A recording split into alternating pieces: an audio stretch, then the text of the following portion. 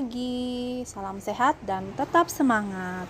Jadi, hari ini kita akan sama-sama membahas mengenai sistem perkembangbiakan tumbuhan dan hewan. Jadi, kita langsung saja ya. Tahukah kamu, ribuan ikan di laut ditangkap dan ratusan ton sayuran dipanen setiap hari untuk dikonsumsi. Pernahkah kamu berpikir bahwa apabila sumber daya alam hayati terus-menerus digunakan dapat mengalami kepunahan? Nah, bagaimana agar sumber daya alam berupa hewan dan tumbuhan tidak punah? Nah, salah satu caranya yaitu tumbuhan itu melakukan reproduksi atau memperbanyak diri. Baik itu tumbuhan maupun hewan ya. Jadi kita langsung saja ke bab berikutnya, yaitu sistem reproduksi tumbuhan dan hewan. Nah, jadi pada bab ini kalian akan mempelajari reproduksi vegetatif dan reproduksi generatif pada tumbuhan maupun hewan. Jadi pada bab ini kita akan mempelajari tentang sistem perkembangbiakan tumbuhan. Yang pertama, perkembangbiakan pada tumbuhan Angiospermae. Yang kedua, perkembangbiakan pada tumbuhan Gymnospermae. Yang ketiga, perkembangbiakan pada tumbuhan lumut dan tumbuhan paku. Dan yang terakhir, teknologi reproduksi pada tumbuhan. Kita mulai dari yang awal mengenai perkembangbiakan pada tumbuhan Angiospermae. Nah, perkembangbiakan pada tumbuhan Angiospermae dibagi menjadi dua, yaitu secara vegetatif dan secara generatif. Nah, apakah kalian tahu apa perbedaan antara perkembangbiakan pada tumbuhan secara vegetatif dengan generatif? Ya, betul sekali. Jadi, perkembangbiakan tumbuhan secara vegetatif itu artinya perkembangbiakan tumbuhan dilakukan secara tidak kawin. Sedangkan perkembangbiakan tumbuhan secara generatif adalah perkembangbiakan tumbuhan yang dilakukan secara seksual atau kawin. Next, kita lanjut saja. Nah, ini penjelasannya ya. Jadi, reproduksi vegetatif itu sendiri tanpa didahului oleh peleburan sel kelamin jantan dan betina, atau dengan kata lain, tidak kawin. Sedangkan reproduksi generatif yaitu cara reproduksi yang didahului oleh peleburan sel kelamin jantan dan sel kelamin betina atau kawin. Nah, berikut penjelasan mengenai reproduksi secara vegetatif atau tidak kawin. Jadi, reproduksi secara vegetatif itu ada dua, vegetatif alami dan vegetatif buatan. Kita bahas satu persatu. Vegetatif alami itu ada berupa rizoma, stolon, umbi lapis, umbi batang, tunas, dan tunas adventif. Seperti nampak pada layar, rizoma itu pasti kalian sering jumpai dalam kehidupan sehari-hari. Ya, betul sekali. Ini salah satu contohnya yaitu kunyit dan lain sebagainya. Nah, jadi reproduksi pada tumbuhan secara vegetatif alami adalah proses perkembangbiakan secara vegetatif tanpa bantuan manusia. Yang pertama kita bahas reproduksi vegetatif alami yaitu tunas. Nah, jadi seperti yang tampak pada slide itu ada tunas yang terbentuk pada salah satu tumbuhan. Jadi misalnya pembentukan tunas batang pada tumbuhan bambu, tebu, dan pisang. Selain pada tunas batang, tunas juga bisa muncul di akar, seperti tumbuhan cemara, sukun, dan kesemek. Sedangkan tunas yang muncul pada daun itu seperti tumbuhan cocor bebek. Next, reproduksi secara vegetatif alami lainnya yaitu umbi batang. Nah, seperti yang tampak pada slide ini, gambar apa? Ya, betul sekali, ini gambar kentang. Jadi kentang itu merupakan salah satu contoh umbi batang. Next, rizom. Rizom adalah batang yang tebal dan tumbuh di bawah tanah. Jadi seperti ini penampakannya kalau di bawah tanah.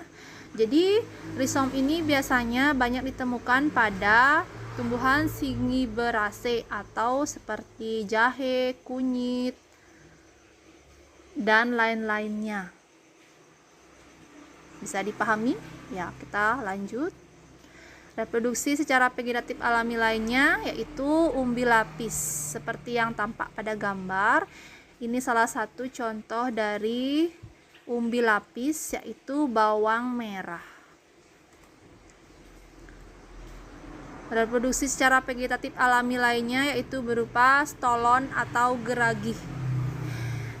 Mungkin banyak di antara kalian yang sedikit awam mengenai stolon. Jadi stolon itu merupakan batang yang menjalar di permukaan atau di bawah tanah. Misalnya seperti tumbuhan stroberi, ya, seperti itu. Jadi dia menjalar di permukaan atau di bawah tanah. Jadi itu salah satu contoh dari reproduksi secara vegetatif berupa stolon atau geragih. Nah, selanjutnya vegetatif secara buatan. Jadi reproduksi vegetatif buatan adalah proses perkembangbiakan dengan campur tangan manusia. Bisa kalian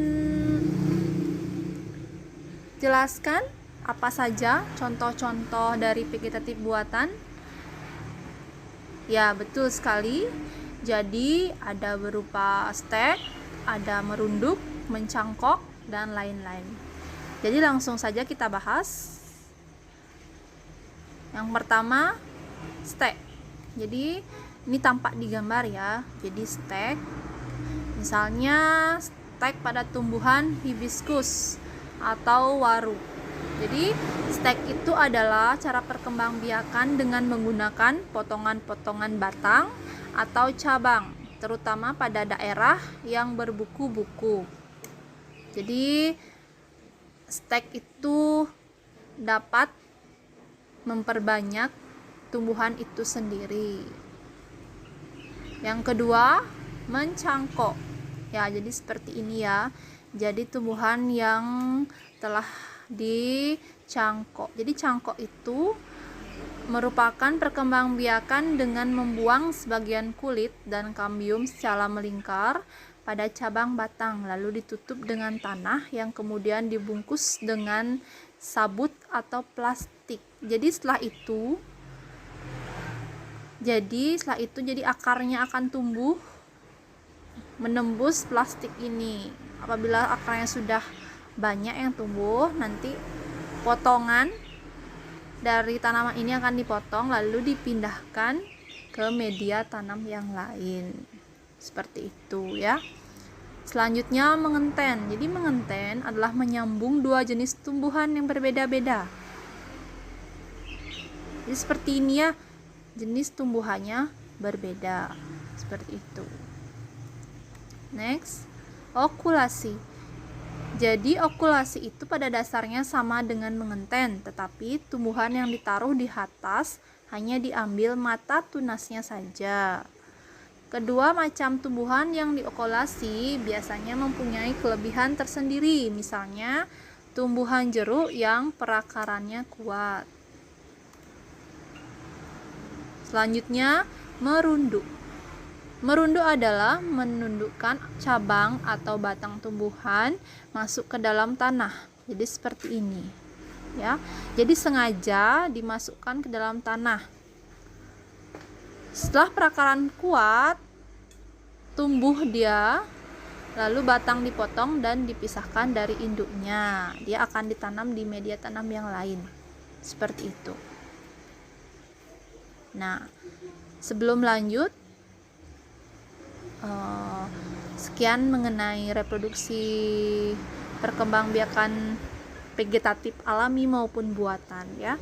Jadi sekarang kita lanjut ke bagian kedua, reproduksi generatif pada tumbuhan Angiospermae.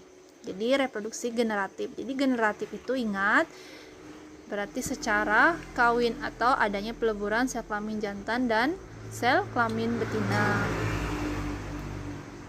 Coba perhatikan yang ada di slide. Jadi ini gambar struktur anatomi dari bunga. Jadi bunga itu merupakan salah satu organ reproduksi generatif pada tumbuhan Angiospermae. Jadi Angiospermae itu tumbuhan berbiji tertutup. Jadi satu persatu kita akan pelajari bersama. Jadi bagian yang berwarna ini disebut dengan mahkota bunga. Lalu ini kelopak bunga, yang ini dasar bunga. Kalau ini pasti kalian sudah tahu, ini tangkai bunga. Nah, ini bakal biji. Ini tangkai putik, kepala putik.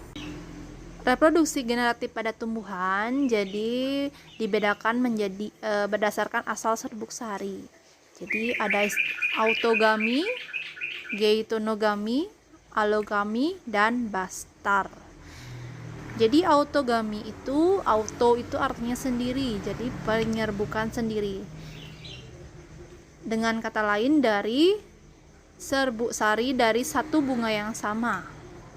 Nah, yang kedua ada geitonogami. Jadi asal katanya geitono yang berarti tetangga. Jadi penyerbukan tetangga. Asal serbuk sarinya dari bunga lain tetapi masih dalam satu pohon.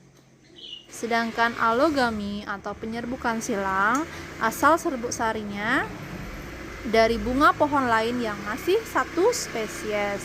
Sedangkan yang terakhir bastar itu asal serbuk sarinya dari bunga lain yang berasal dari varietas lain.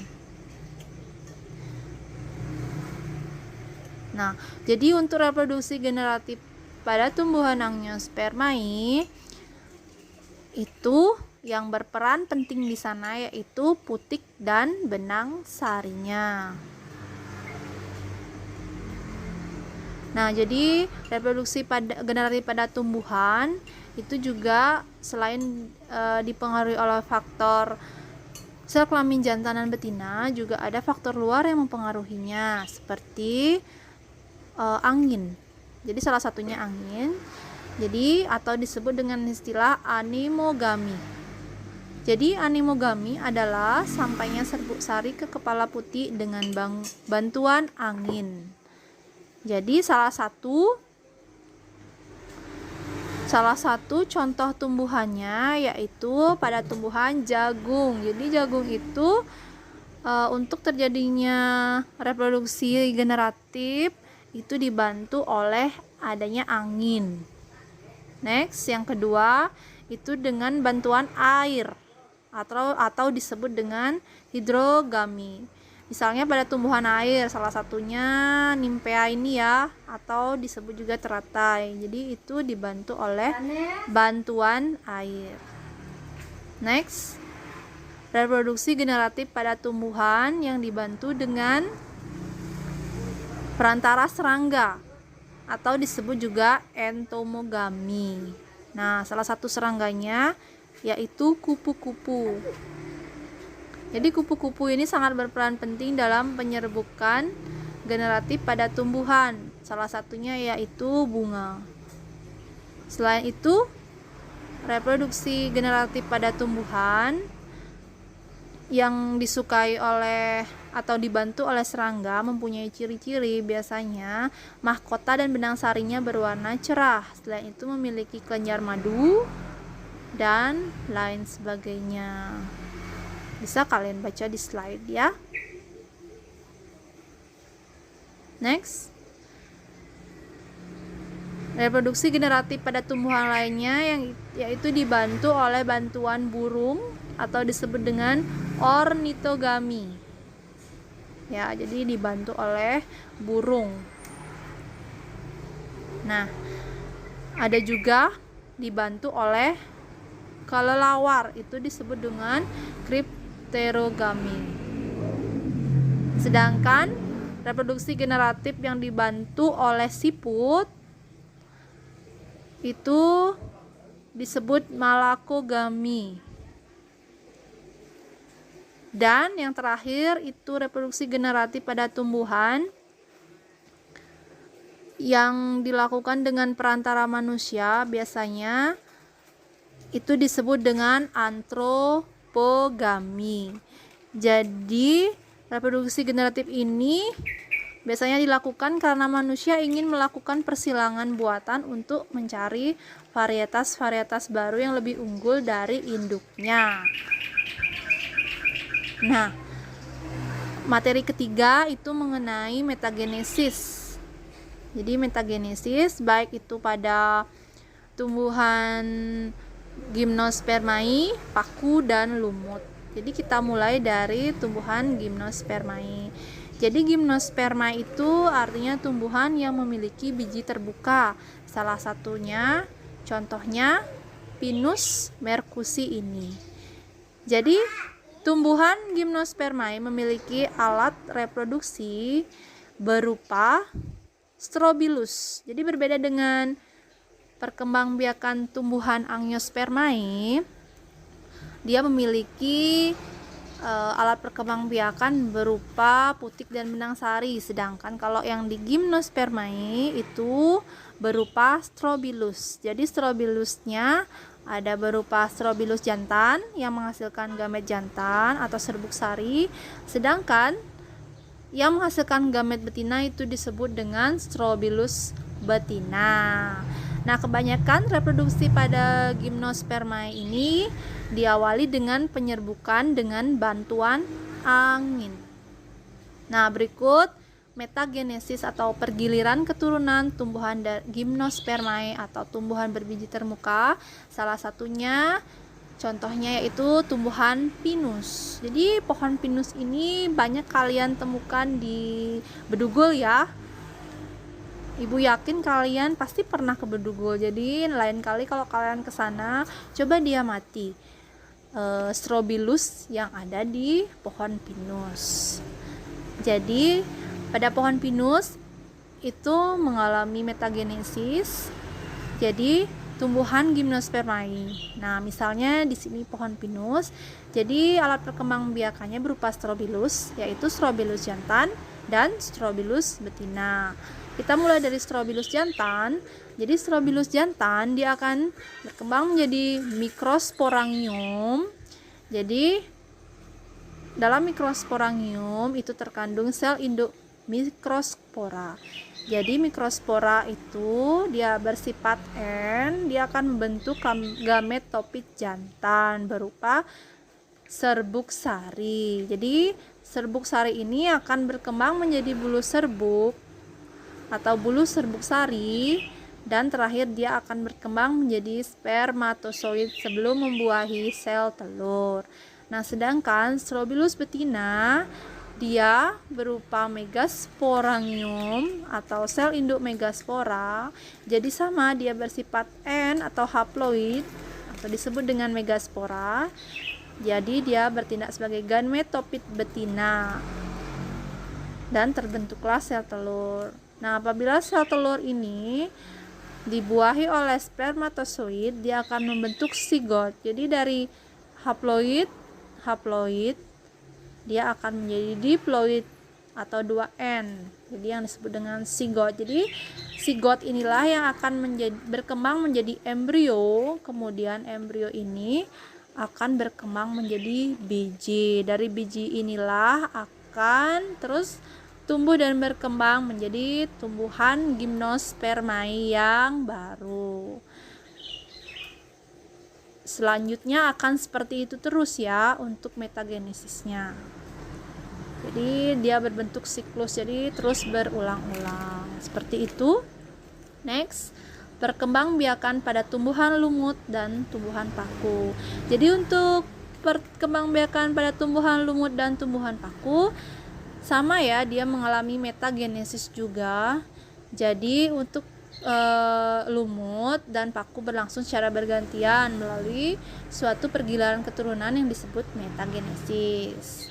Pada fase vegetatif atau fase sporopit merupakan tahap saat tumbuhan menghasilkan spora, sedangkan fase generatif atau gametofit merupakan tahap pada saat tumbuhan menghasilkan gamet, seperti itu. Jadi dia ada tahap fase sporopitnya dan fase gametofitnya. Kita mulai dari metagenesis tumbuhan lumut.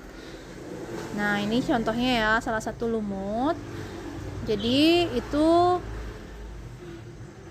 spora, jadi dimulai dari spora. Jadi spora pada tumbuhan lumut itu akan berkembang menjadi protonema atau disebut lumut muda. Jadi dia masih bersifat haploid. Nah, protonema ini akan berkembang menjadi gametofit itu dalam bentuk tumbuhan lumut dewasa yang kalian lihat sehari-hari, yang nampak seperti itu ya.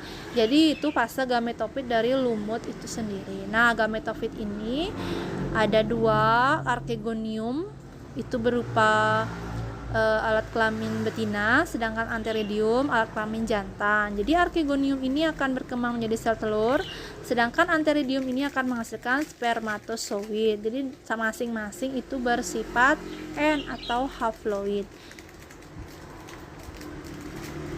Nah, ketika sel telur akan dibuahi oleh spermatozoid, dia akan membentuk zigot atau 2N.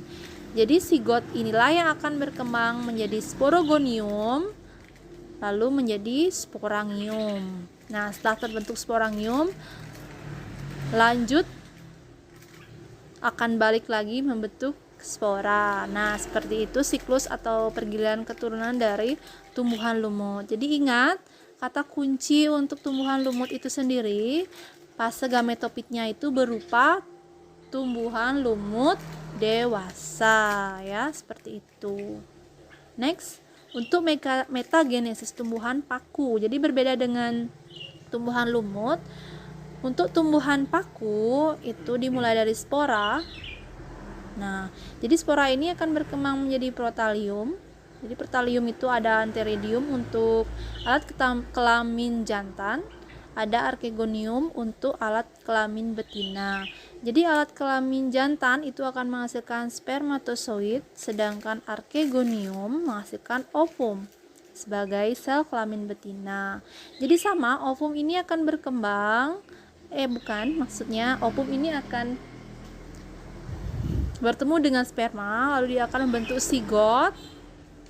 Nah, berbeda dengan lumut tadi, jadi tumbuhan paku yang kalian lihat itu merupakan fase sporopit, sedangkan kalau pada lumut tadi, tumbuhan lumut yang kalian lihat sehari-hari itu pada fase gametofit. Nah, jadi homospora ini akan berkembang menjadi sporopil lalu menjadi sporangium. Sporangium akan membentuk spora kembali dan siklus akan terus berjalan seperti itu. Nah, jadi seperti itu ya untuk metagenesis tumbuhan paku dan tumbuhan lumut. Nah, yang terakhir itu mengenai teknologi reproduksi pada tumbuhan. Jadi banyak sekali teknologi yang berkembang pada zaman sekarang, semakin canggih dalam memperbanyak atau memperbaiki varietas bibit unggul yang diinginkan oleh manusia. Jadi salah satunya yaitu dengan cara hidroponik, vertikultur, dan kultur jaringan. Jadi seperti tampak di gambar, ini salah satu contoh metode budidaya tanaman dengan menggunakan hidroponik. Jadi metode budidaya ini menggunakan air, tanaman akan menyerap nutrisi yang terlalu dalam air untuk tumbuh. Seperti itu ya. Yang kedua itu ada vertikultur, seperti ini penampakannya. Metode budidaya tanaman dengan cara membuat instalasi bertingkat seperti itu. Nah, dan ini kultur jaringan, misalnya anggrek. paling banyak anggrek ya, biasanya dipakai kultur jaringan. Jadi kultur jaringan ini merupakan proses perbanyakan tanaman dengan memanfaatkan bagian tumbuhan untuk ditumbuhkan dalam media yang steril dan mengandung nutrisi. Nah, sekian untuk materi sistem reproduksi pada tumbuhan dan hewan, khususnya Ibu lebih detail menjelaskan mengenai sistem reproduksi pada tumbuhan. Ibu harap kalian dapat memahami dan mengerti. Sekian dan terima kasih.